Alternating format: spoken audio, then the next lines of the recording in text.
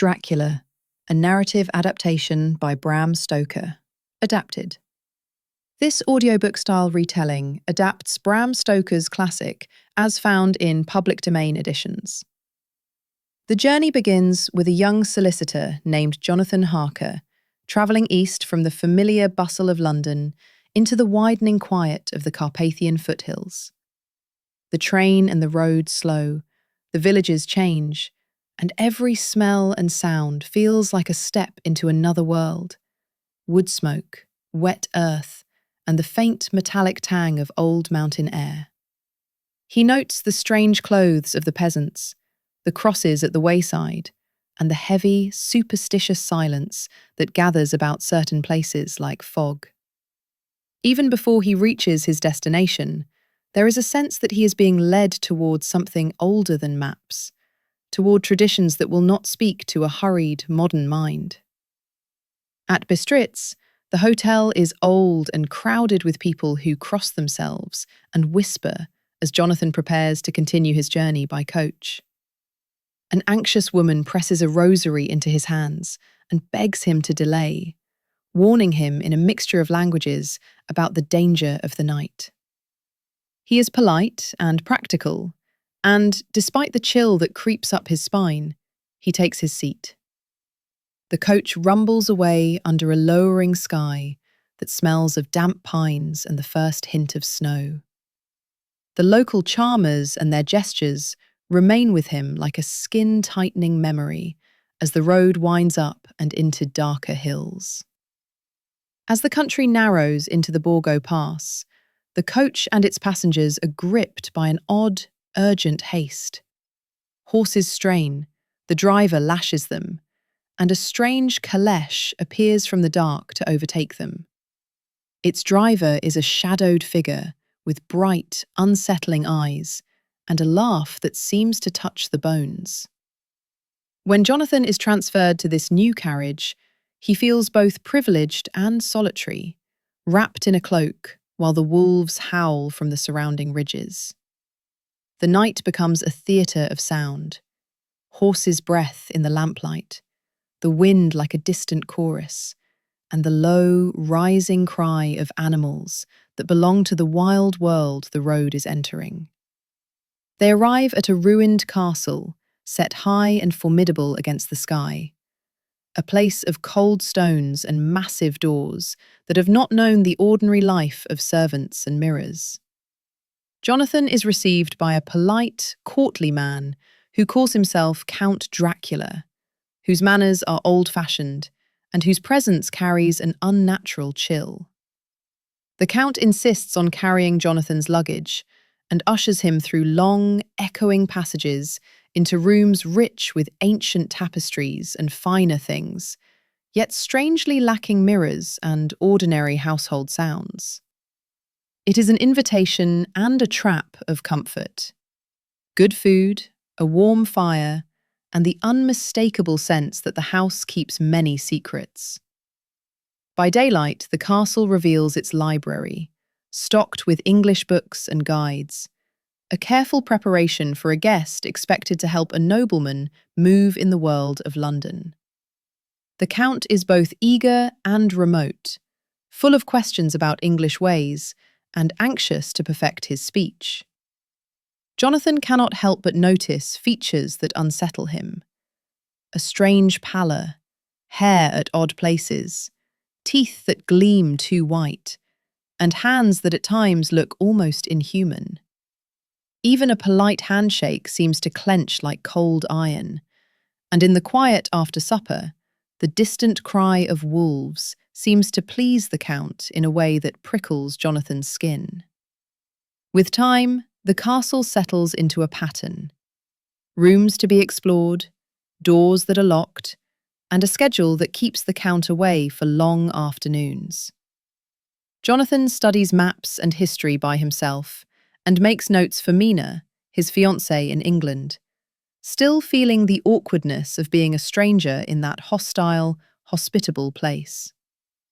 Yet there are nights when the castle is not empty, when pale women glide through corridors and the air feels like the hold of an ancient breath.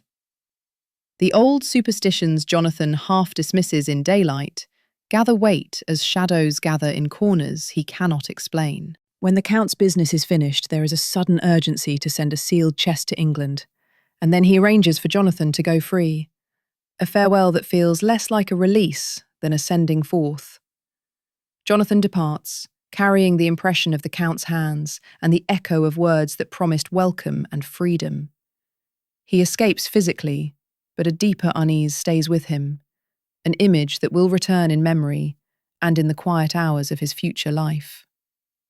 Back in England, the ordinary world swallows him for a time. Mina's steady presence, work, and the reassuring rhythm of social life. Meanwhile, across the sea in the coastal village of Whitby, strange things begin to happen that will ripple into the lives of Mina's friend, Lucy Westenra. A storm tears a ship to pieces on the shore, and a mysterious solitary passenger washes up in a boxed coffin with no marks of life.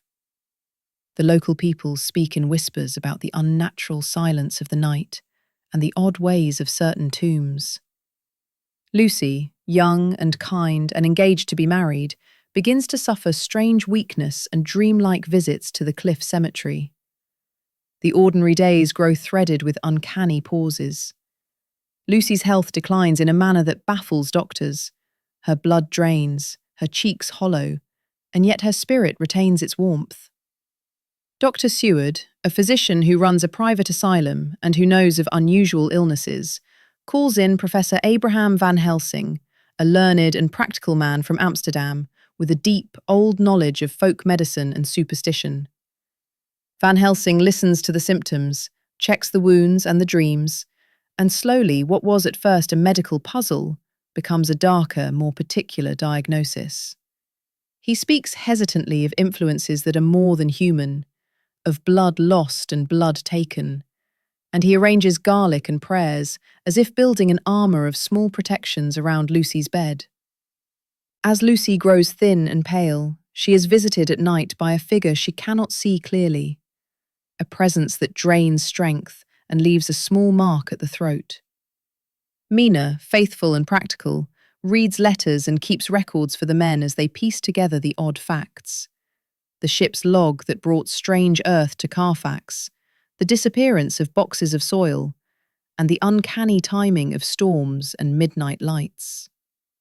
The group, Jonathan, Mina, Van Helsing, Dr. Seward, Arthur Homewood, and an American named Quincy Morris, begin to suspect that something has come ashore in London and is feeding in secret. Their task will be to follow traces that are mostly fear and a handful of hard, strange facts. One night, Lucy sleeps in the pale silver of the moon in the churchyard, and in that hush, the thing that haunts her is revealed. She becomes the victim, and then, in a blasphemous reversal, a predator. A pale woman who moves among children and small animals with a terrible hunger. The friends confront this change with a mixture of grief and grim resolve, for they know what must be done if Lucy is to be freed from the fate that binds her. Van Helsing, with a sorrow that looks like compassion, explains the old rites that are necessary to restore rest to the unquiet dead. There is a ritual, a knife or a stake, and a heartbreaking decision shared by those who loved her most. They find Lucy, and the scene is both tender and terrible. In the dead of the night, her former warmth is gone, and a hard, predatory smile shows where her friend once was. In a small, brutally bright act, they perform what has to be done, to free the soul from the thing that holds it.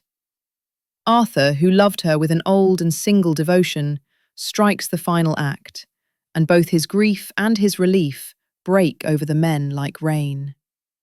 For months, the group will carry the echo of Lucy's voice and the memory of a death that was not simple. They have won a painful victory, but the cause of the horror has not been destroyed. It has only taken a different step. While these events unfold, the group traces the movement of boxes of earth that had been shipped from the coast and deposited in disused London houses, soil that the Count needs to rest in safety. They discover that the solitary shipment came by a strange route, and that the Count, clever and patient, has been establishing refuge after refuge, old boxes of earth that allow him to sleep and to keep the freedoms his undead nature requires. The men begin a methodical cleansing, destroying earth and sanctifying places, and thus begin to tighten a net of constraints around a foe who moves like a shadow through the night. But the enemy is cunning and older than their plans. Mina, who is practical, precise, and brave in her own quiet way, assists by compiling the diaries and letters of each member so they can think together with one mind.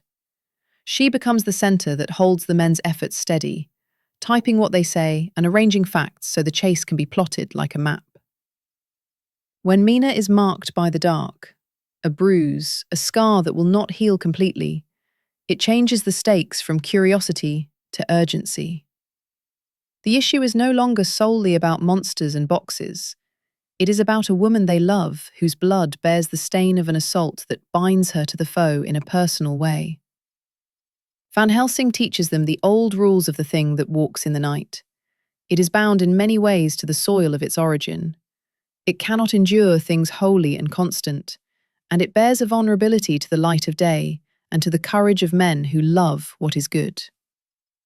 The group learns how to use such tools, and their experiments are part science and part grimfolk wisdom. They organize watches, set traps, and follow faint leads that sometimes curl back on themselves like smoke. At moments when fear presses in, Van Helsing's steady confidence and odd knowledge become the rope that holds them upright. The narrative of pursuit becomes a map across landscapes, trains and steamers, quiet river towns, and along the Danube's slow flow, where at last the men chase the figure who fled back toward its mountain home. The hunt is exhausting and relentless. Nights of wakefulness, small victories and missteps, and the crushing knowledge that their quarry can vanish into noon like mist if they do not corner him where his power is weakest. Mina sometimes flies with the men on the edge of sleep, remembering in flashes Jonathan's accounts of the castle and the pale women. They leverage every scrap of law, and courage they possess, burning the small comforts of ordinary life to keep a bright path toward the final confrontation. In the Carpathian Heights, the weather changes like mood. Wind knives, snow that hides the road, and the smell of iron in the sky before a storm. At night, the castle looms above them like a memory of stone. Its broken battlements and shuttered windows make a silhouette that is both a scar and a secret. They arrange their positions like soldiers approaching a fortress, but their tools are not only weapons. They bring crucifixes, holy wafers, and knowledge of rituals that are both scholarly and humble. In these moments, courage is an act of attention, to watch, to speak the right name, to hold a line when the dark would envelop them. The last pursuit becomes intimate and urgent. The Count, sensing that his havens are closed, moves with a desperation that exposes both his guile and his fear. The men and Mina follow a trail that is now narrowed to a single shape and a single purpose: to end the power that has stalked their lives and to free Mina from the fate of being slowly turned into what the Count is. They find that the enemy is not merely a monstrous force of appetite, but a will shaped by centuries and loss, cunning, and an immense, selfish hunger for life at any cost. At dawn in a hilltop courtyard, they come together for the final effort. And what follows is a terrible, concentrated night where ordinary acts of courage have to hold against the extraordinary. There are moments when the lamplight reveals more than faces. The hunger in those eyes, the fatigue on those hands, the gentle exhaustion of Mina. Love and duty blend so closely that the men act not for glory, but to save a person whose name is known and beloved. All the small techniques and old rules they have gathered converge in a brief, terrible choreography. When the decisive moment arrives, it is both terrible and strangely luminous. A final act that is not a spectacle, but an unadorned choice, a cutting between life and something else. The Count's end, when it comes, is less theatrical than one might expect, and more like the sudden closing of a book that had been read with trembling hands. The men, emptied by the effort, are lifted by a quiet peace that is not triumphal so much as relieved. Mina, who has been through the shadow, begins to mend where she can, scar and memory remaining as honest marks of what they have endured. The quiet after is a delicately held thing, not a triumphant shout, but a long, shared exhale. In the weeks and months that follow, the group rebuilds itself around ordinary life, marriages, modest business, and the small duties of a world that is at once less naive and more grateful. They keep careful records of what occurred, not to revel in horror, but to guard against forgetting.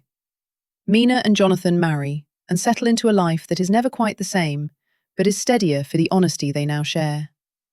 They save the journals, the letters, and the phonograph logs as a kind of testament, an appeal to memory that will both warn and comfort future readers. There is a sense, at the end, that the brave and the gentle have preserved a fragile human order by paying close attention and acting with steady hearts. The world they saved is full of small, ordinary things: the smell of a summer field, the warmth of a lamp, the measured rustle of pages. And these ordinary things feel all the more precious because they were nearly stolen. Their story closes not with boastful triumph, but with a quiet record, a plea that we remember how easily darkness can come and how costly it is to keep the light. It is a tale of sorrow and steadiness in equal measure, and it lingers like a soft echo in the mind.